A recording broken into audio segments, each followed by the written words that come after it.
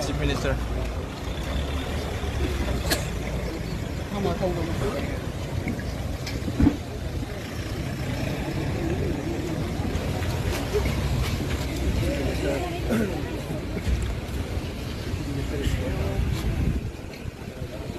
Chief Minister sok pa ha daw.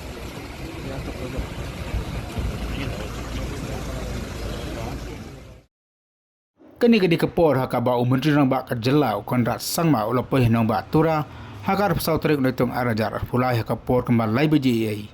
Pekejing ne jong usutura kalau mo yakdo yakin ngilam jo kisang balang baper ke belang song syathan.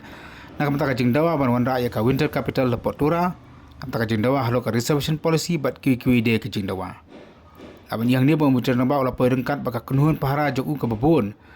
Kibujulek banyak ban pahara jo keleng-keleng ka sebau lai. Habau Menteri nang bak ulapoi ha ketiga jaga kabau mikmat kum UMLE. Kiba bom nak kipat ba kila abiu surak.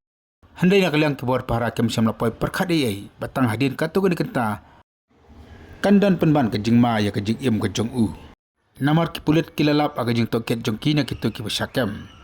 Bakadan ke jing tu amtang ban pen masau yu u. Nei danru ki batmu ban sim wat ya ke jing im ke jong u. Badeh lo kene kan nongrim nak kaliang ki he pulit kila ong bakina ban syong perkhat. Ban review ya ka security jogo CM na di ban syong perkhan. Na kebentar ban penhlan ya ka jeng para ya Menteri nang ba ka jela. Ya ni la pen paudo DGP jong ka jela ha ka jela mo tok khobor mata kasni.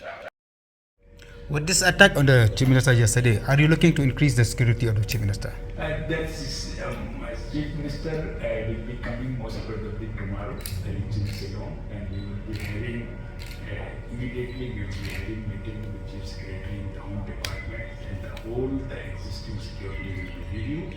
It will be discussed in detail, and after that, whatever decision will be taken there.